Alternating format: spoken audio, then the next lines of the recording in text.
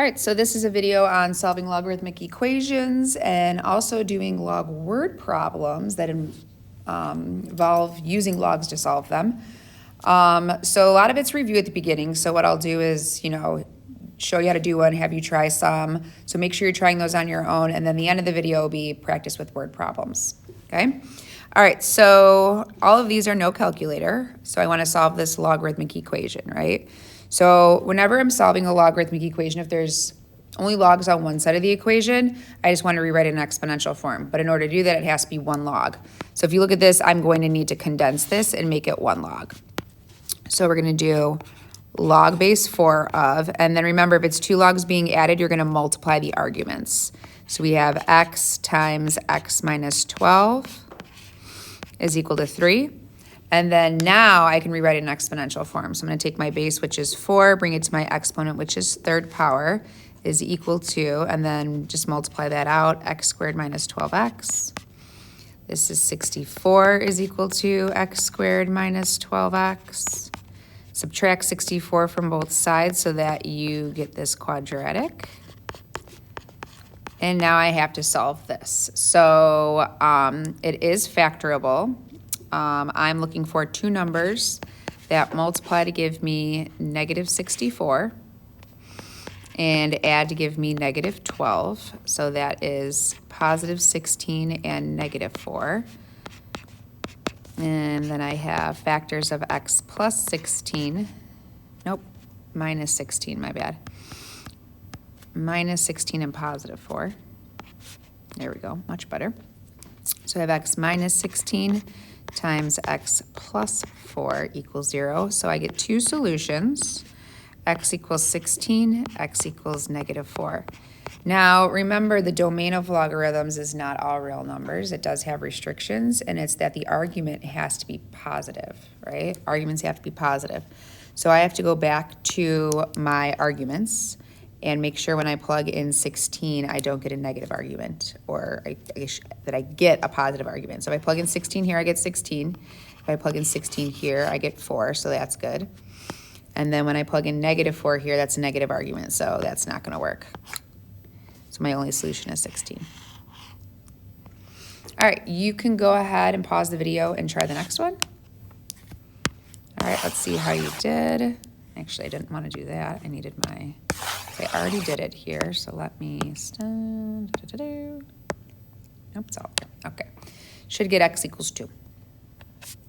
All right, here's the next one. Write an expression equivalent to log base 7 of 13. So first thing I'm going to do is I'm going to ask myself, 7 to what power gives me 13? Yeah, no, I don't know that.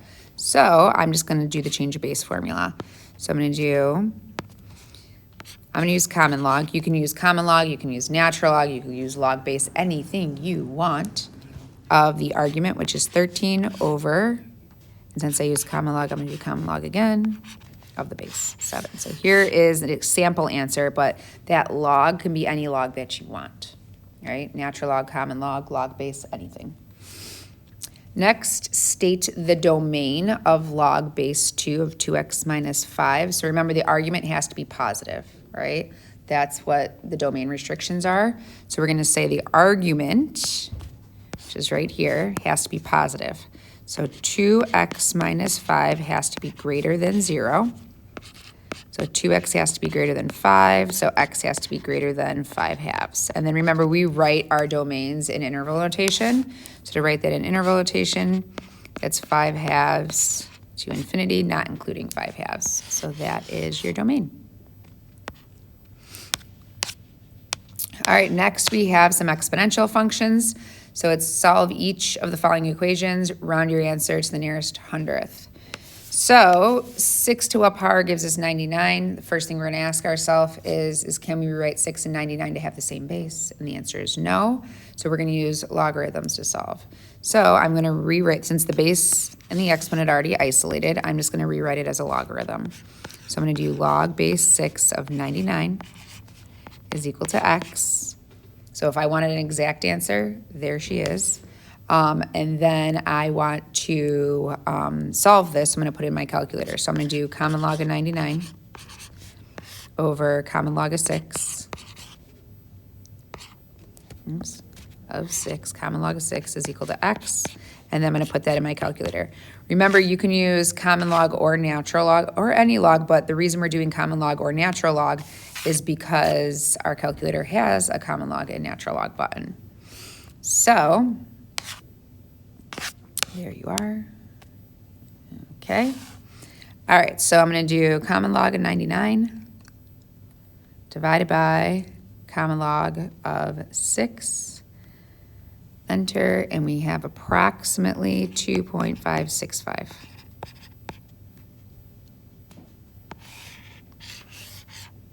Does the direction say hundredth? It does. We always do thousandth, so I hate that it's hundredth, but 2.565 then. Follow the directions. Let's do what the directions ask. Boo. Okay, next one right here. Same idea, but this base and exponent are not isolated, so I'm going to start by adding 5 to both sides. So I have 8 to the negative 5x is equal to 58. So now I can rewrite it in logarithmic form, so that's log base 8 of 58 is equal to negative 5x. Log base 8 of 58, I can rewrite as common log of 58 divided by common log of 8 equals negative 5x. And then I'm going to divide both sides by negative 5. Okay, so I'm going to do common log of 58, close the parentheses, divided by common log of 8. Close the parentheses, I'm going to hit enter and then divide that by negative 5 so I don't have to worry about extra sets of parentheses. So we have x is approximately, I cannot make a tilde, negative 0.39.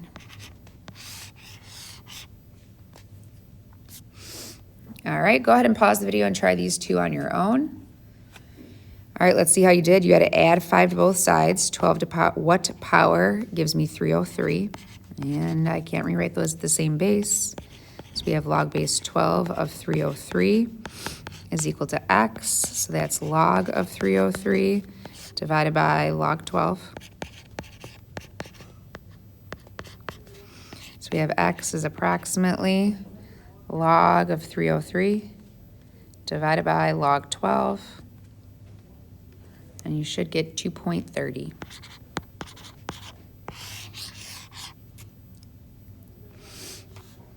And then the next one right here, we can't rewrite, or sorry, they already has a base and an exponent isolated, so we're going to rewrite this as a logarithm. I'm going to use natural log only because the base is e, but you could use common log.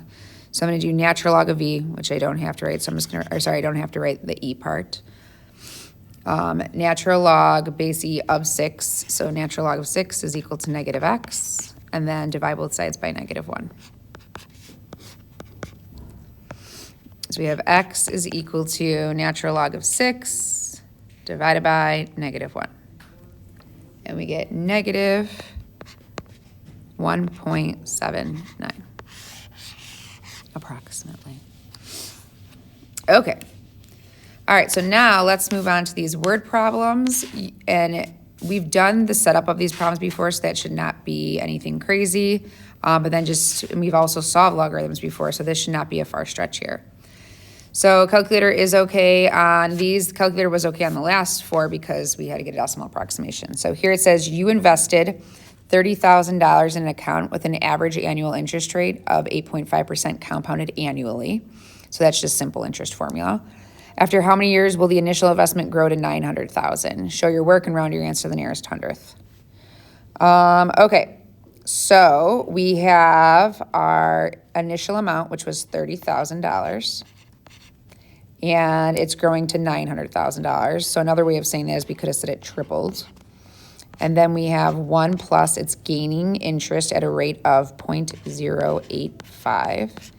And then it says how many years will it take, right?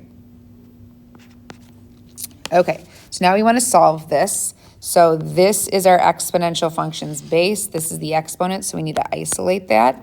So we're going to start by dividing both sides by 30,000. Oh, it's not tripling it. It's way more than tripling. 30,000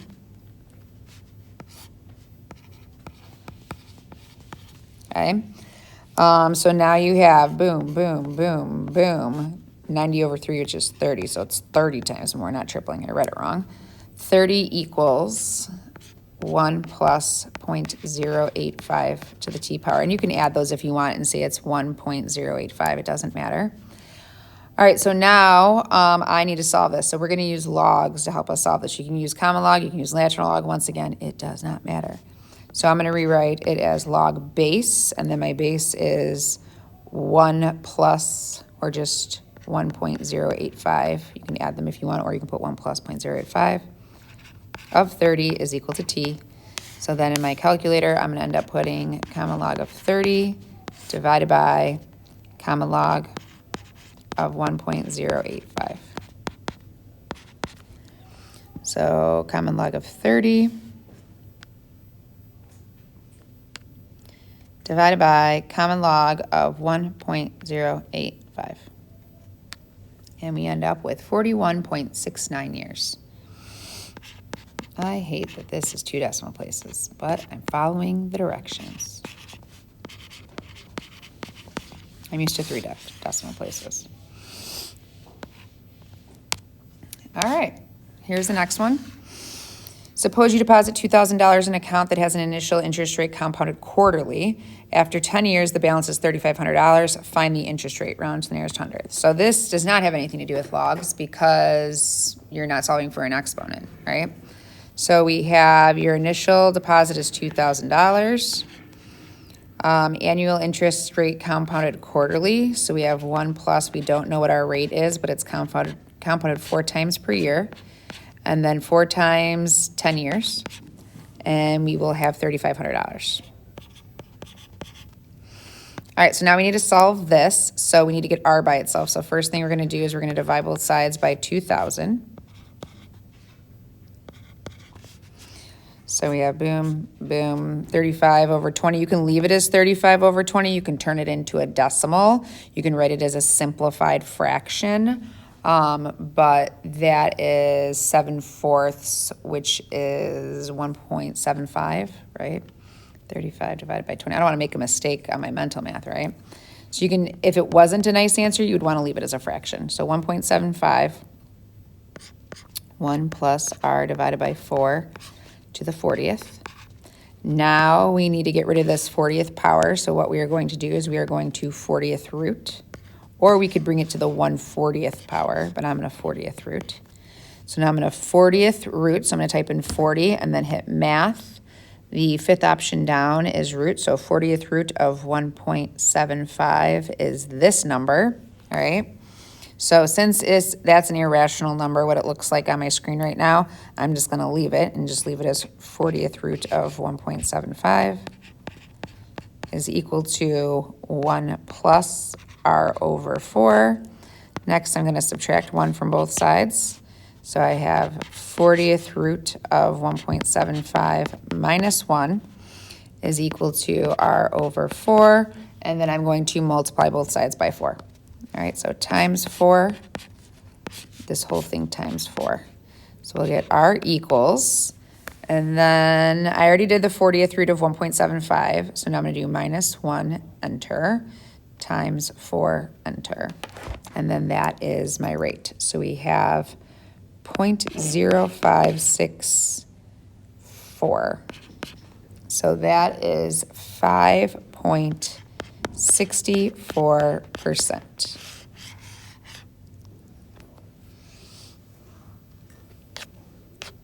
All right, 2 more. In 1910, the population of a city was 120,000. Since then, it's increased by exactly 1.5%. When will the population be? 400,000. So remember, when we talk about population growth, we're using continuous growth, right? So this is year 0. Okay, so this is t equals 0 is 1910. Since then, when will the population be? Okay, so then we're gonna have to put that on our answer. Okay, the population of a city was 120,000, so 120,000. E to the, my rate is 0.015. I don't know how long this is going to take. I'm looking for time. When will the population be 400,000? All right, so to solve this, I want to get my base and my exponent by itself. So I'm going to divide both sides by 120,000. Once again, you can leave it as that fraction. You can simplify it since all these zeros on it. You could leave it as 40 over 12.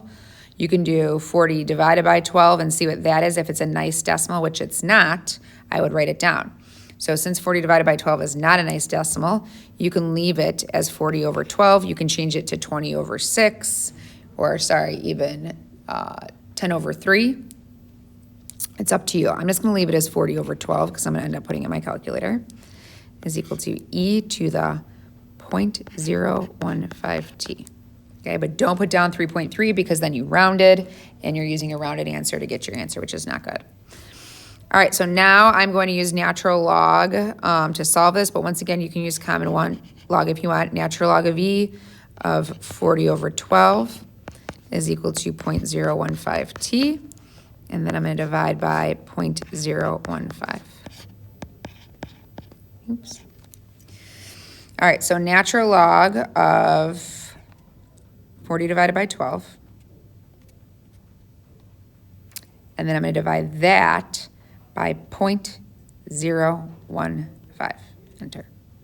So this is 80.26 years.